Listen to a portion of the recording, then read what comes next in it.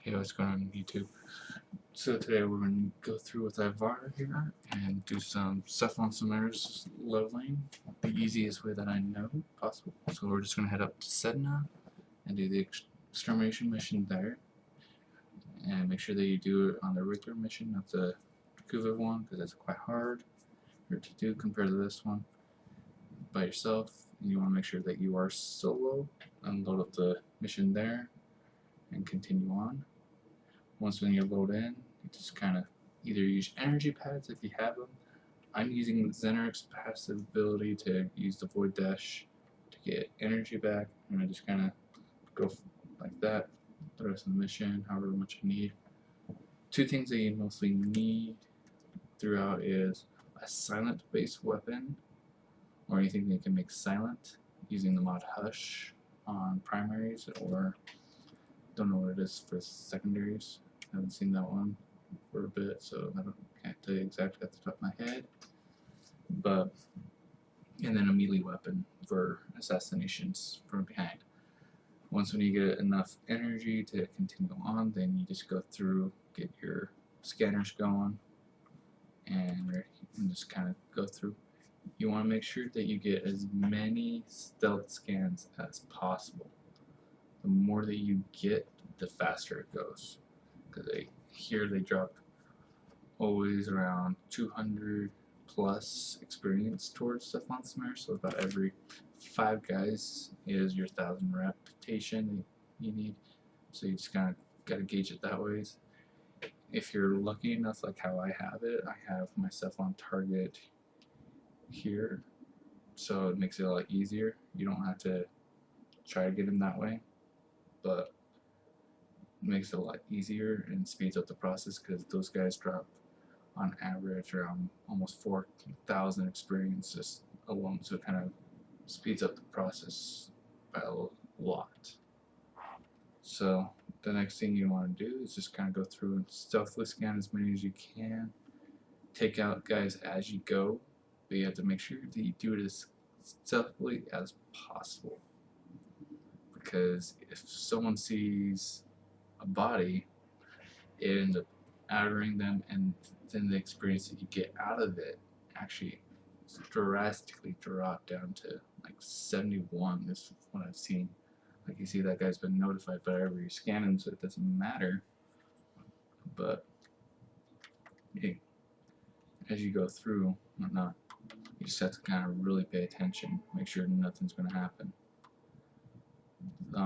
Next thing that you want to know is that Stalker can come after you during this time, so you just want to make sure you have a weapon that you can handle against Stalker. If you know who Stalker is, then you should know who he is by this far along, if you're into Sedna.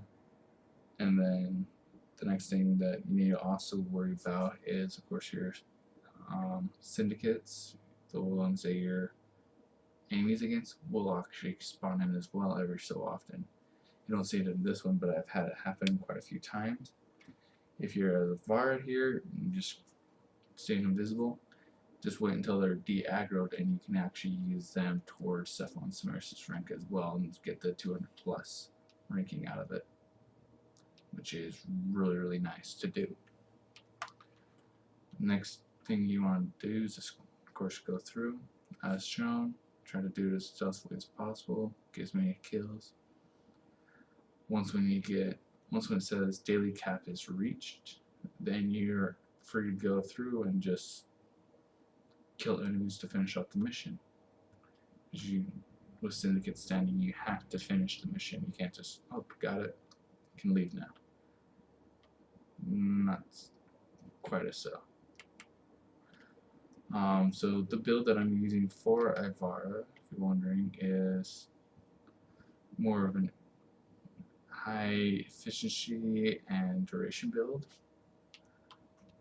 So the higher the duration I have, the less energy it takes to use the prowl ability for the third, to stay invisible as long as I am, with as little energy as possible. I'm also running energy siphon instead of corrosive projection, because doing so makes it So while you're trying to charge up that energy with the Zenner passive, you can be charging up a little bit extra as you're going, and you don't have to wait nearly as long to get a good amount of energy to run as Zavara.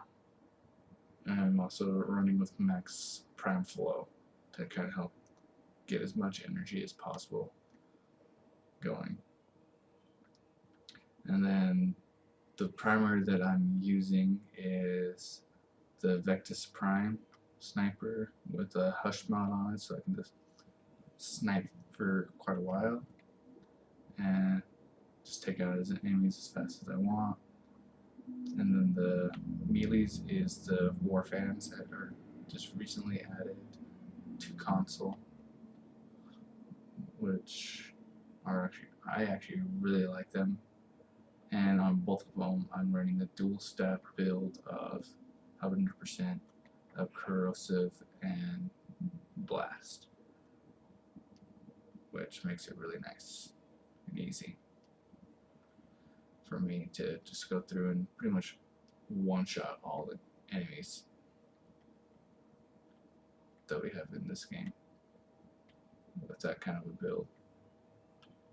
So just going through and just do it that way and just farm up as best you can. You want to try to go through once when you can. Once when you get 50,000 experience in Cephalon Simaris, the very first thing that you want to get out of his store that you can get is to make sure that you get the soul battery widget, which will give you indefinite scanners, which will help you out tremendously with this instead of having to spend credits all the time, because you can only have it maxed out of 100 scanners per mission that you go into. So if you have more than 100 scanners, you can only have 100 in a mission, but you can have all of them equipped, but you can't use all 100 in a mission. So, but once when you get that 50,000 experience, just go through and get the soul battery widget, and then you don't have to spend any more. You can sell all but one of your extra syndicate scanners, which then will make it so that you can just have indefinite. And then the next one after that, I personally chose to increase the speed of the scanning time, making it so that I can just scan a lot faster, because it's kind of a slow scanner at first. And then later on you want to get the one that gets 2 times the experience dropping on it. So having that will double the scan, so it helps out quite a bit. And then you can use, once we have all 3 of those, it will help you out with the Titanic quest once we get to do that, so you can get double the resources out of it, all that. So hopefully this has been a helpful guide through, and if you stick to the end, you can see how much experience I get out of it for being only a mastering 21 at the moment for it. So get all my standings out of it, which is quite helpful. So hopefully this is helpful. If it is, give it a like and hopefully subscribe to the channel. And if you want to see more, just message down below what you would like to see. I'm gonna eventually do mastering videos, how to do them the easiest way possible, and what kind of weapons and warframes you want to be using to rank up the easiest way, in my opinion. So stay tuned for those, and I hope you guys have a good rest of your day. Thanks. Bye.